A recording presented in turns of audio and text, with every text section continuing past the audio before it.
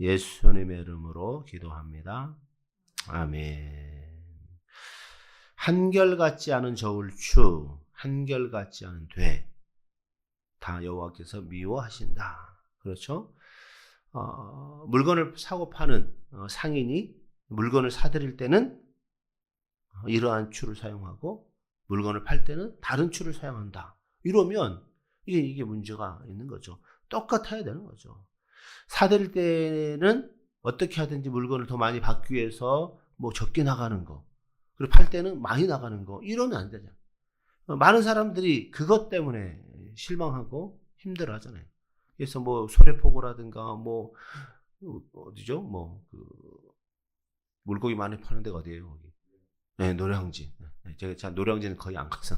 하여튼 그런 데 가면 뭐 무슨 먼치기, 뭐 벽치기인지 물치기인지 뭐 이러면서 어떻게 하든지 그람수를 더 나가기 위해서 돈을 더 많이 벌어. 그런다고 해가지고 그게 뭐 몇십만씩 더 많이 받는 건 아니잖아요. 그죠? 뭐 몇천 원 뭐 이렇게 더 받는 건데, 이 욕심이 생기는 거예요, 욕심이. 고기를 셀 때 그냥 아무것도 없이 물이 다 빠지고 고기만 딱 올려놔야 되는데, 이렇게 해가지고 물이 흠뻑 적게 해서 하다 보니까 또 이제 더 나가고. 사람들이 이제 나중에 그걸 아니까 그 집을 안 가는 거예요. 그럼 결국 어떻게 그 집이?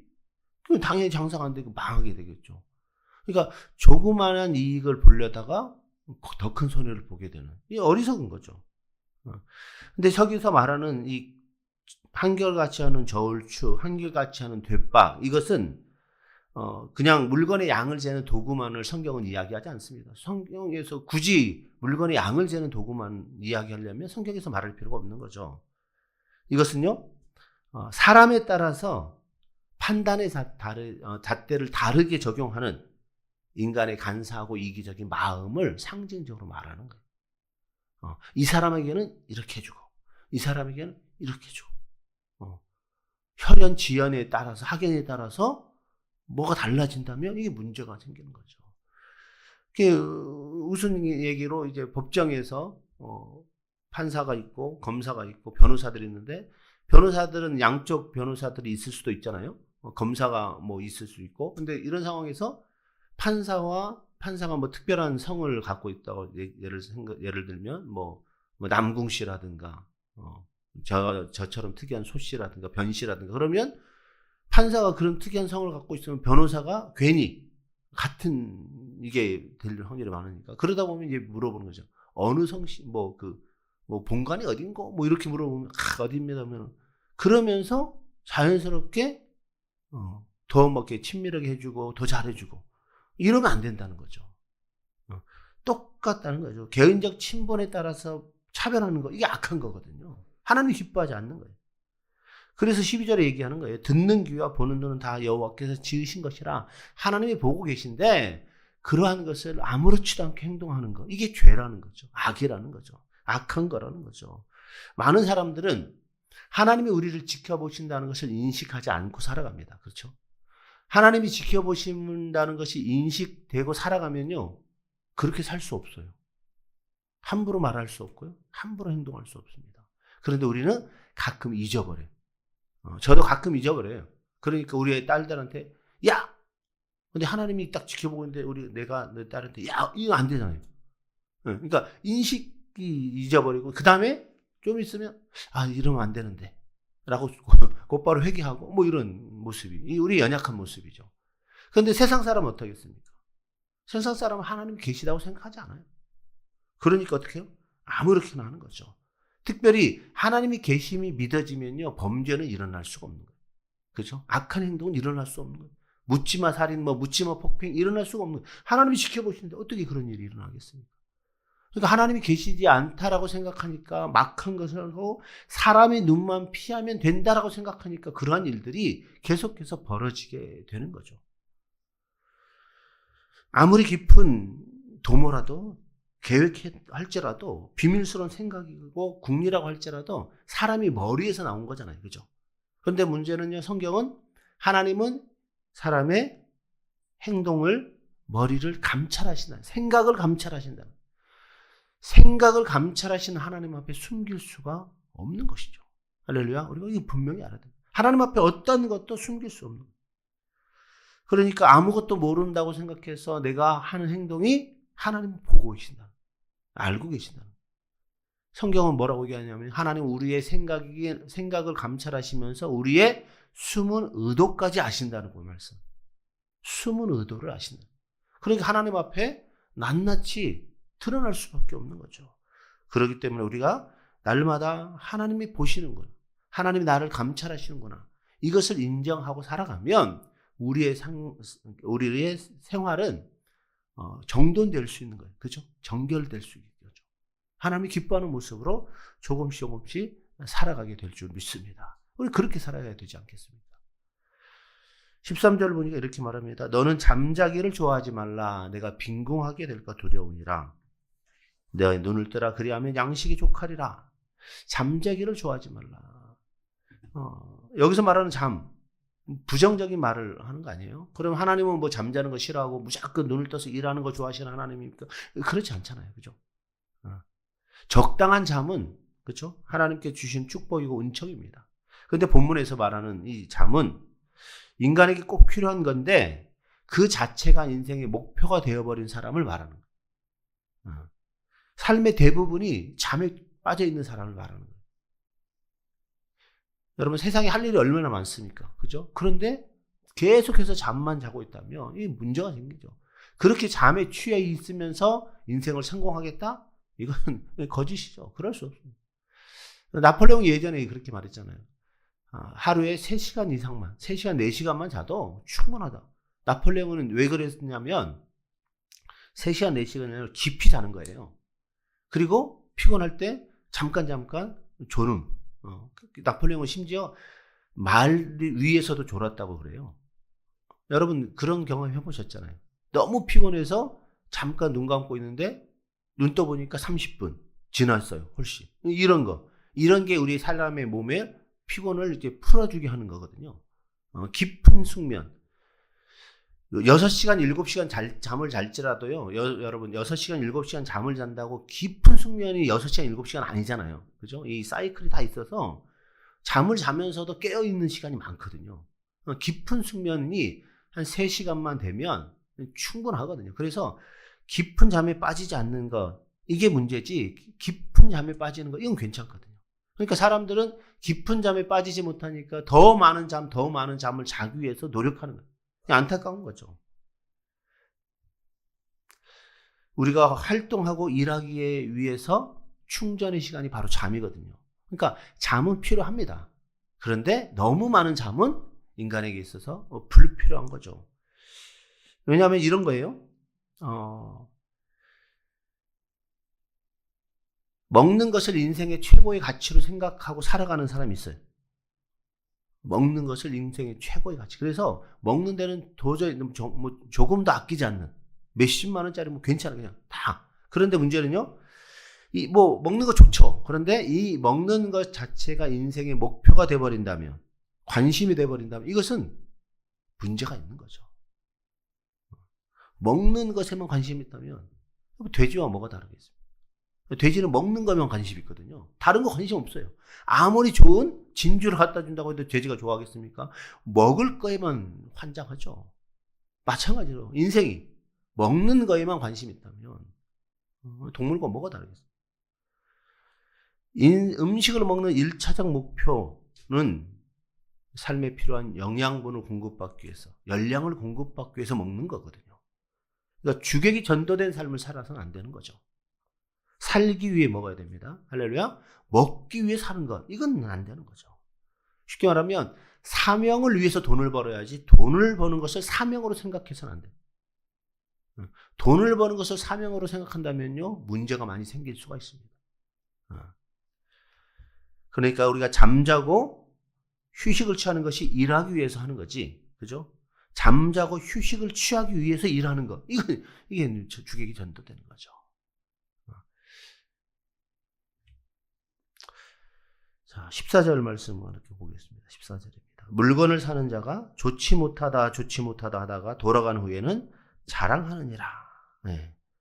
물건을 사면서 좋지 못하다고 말하는 이유가 뭘까요? 싸게 살려고. 이거 뭐 별로 좋지도 않은데 좀 싸게 줘. 이게 숨겨진 의도거든요. 괜히 트집 잡고, 이거 뭐 기스가 났네 하면서 뭐 싸게 팔려고.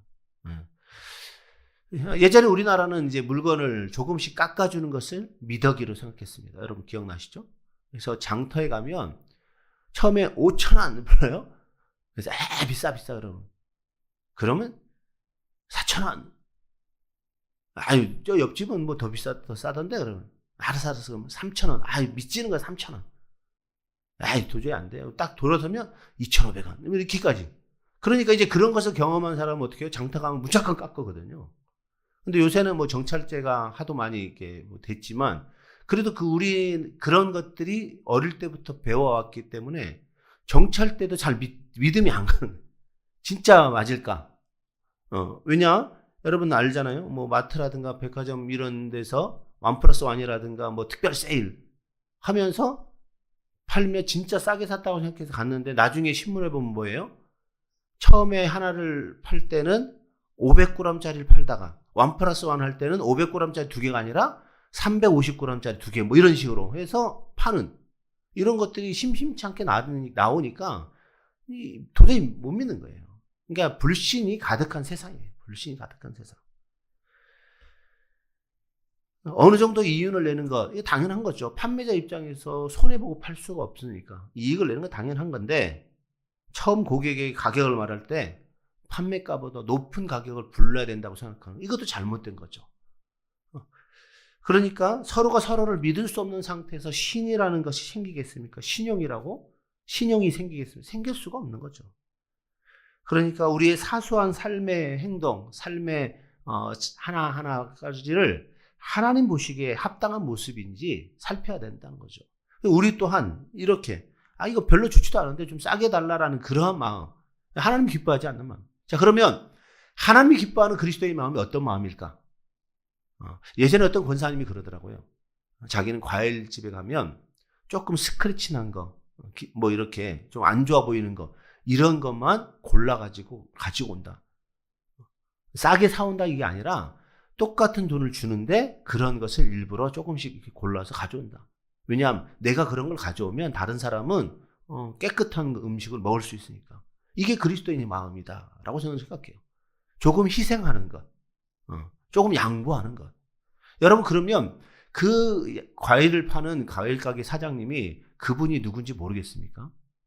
교회 다니고 신앙생활하는 권사는 알아요. 그럼 어떻게 됐습니까? 신앙생활하는 사람이 저렇게 사는구나. 이게 감동이 되는 거죠. 다른 사람은 어떻게 하든지 하나라도 깎고 하나라도 더 달라고 막 이렇게 아우성하는데 그렇지 않잖아요. 여러분 우리는 이렇게 좀 이렇게 멋있게 살아야 되지 않겠습니까? 좀 인격적으로 좀 성숙하게. 이게 그리스도인의 모습이거든요. 그러기에 15절에 이렇게 말합니다. 세상에 금도 있고 진주도 많거니와 지혜로운 입술이 더욱 귀한 보배다 라는 말씀.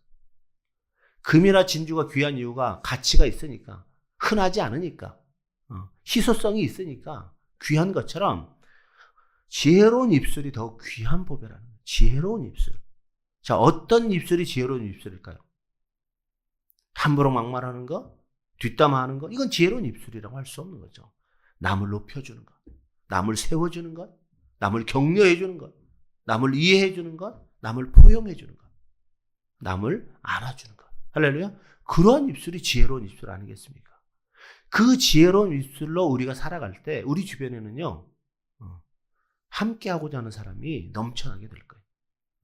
나만 만나면 힘들어하면 누가 오겠습니까? 안 오는 거죠. 근데 나를 만나면 기뻐하는 사람들이 있어요. 그러면 그냥 당연히 오겠죠. 아니, 오지 말라고 해도 올 수 있는 거죠. 우리는 입술은 지혜로운 입술에 되는 거예요. 성경에 보면 아로새긴 은쟁반의 금사과 같은 입술이라고 말하는 거 있어요. 합당한 말로 해야 된다는 거죠. 그럴 때 사람들의 굳어진 마음이 풀어지는 거예요.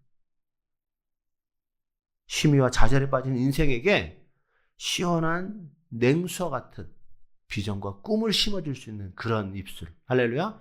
그러한 지혜로운 입술.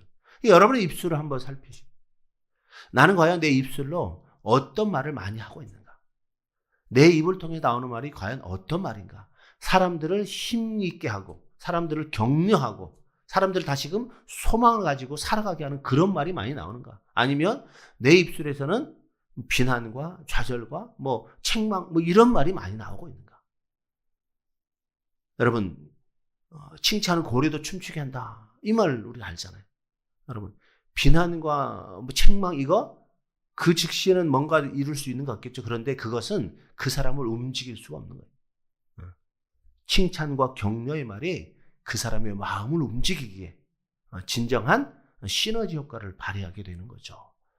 살아가는 성도님들, 오늘 하루 우리가 살아가면서 여러분의 입술이 지혜로운 입술로, 여러분의 마음이 두 마음으로 나누지 않는 마음으로 오직 하나님을 경외하며 지혜로운 입술을 붙들고 오늘 하루도 여러분을 통하여 많은 사람들에게 하나님의 복음이 증가되는 귀한 날 되시기를 주님의 이름으로 축원합니다. 기도합니다. 하나님 아버지, 오늘도 하나님 말씀 가운데 살아가는 저희들 되게 하여 주시옵소서. 세상에 금도 있고 진주도 많거니와 지혜로운 입술이 더욱 귀한 보배다라고 말씀한 것처럼 우리 입술을 살피게 하시고 우리 입술을 제어할 수 있도록, 그래서 하나님이 기뻐하는 것들, 사람의 마음을 흡족하게 해드리고 하나님께 영광이 돌려드리는 그런 한 날 될 수 있도록 주께서 우리 입술을, 우리 마음을 주장하여 주시옵소서. 예수님의 이름으로 기도드립니다. 아멘. 하늘에 계신 우리 아버지, 아버지의 이름을 거룩하게 하시며 아버지의 나라가 오게 하시며 아버지의 뜻이 하늘에서 같이 땅에서도 이루어지게 하소서. 오늘 우리에게 일용할 양식을 주시고 우리가 우리에게 잘못한 사람을 용서하여 준 것 같이 우리 죄를 용서하여 주시고 우리를 시험에 빠지지 않게 하시고 악에서 구하소서. 나라와 권능과 영광이 영원히 아버지의 것입니다. 아멘. 하나님 아버지, 오늘도 우리의 입술을 주장하여 주옵소서. 우리의 마음을 주장하여 주시고 하나님 기쁘신 뜻을 이루어드리는 믿음의 고백이 날마다 있게 하여 주옵소서.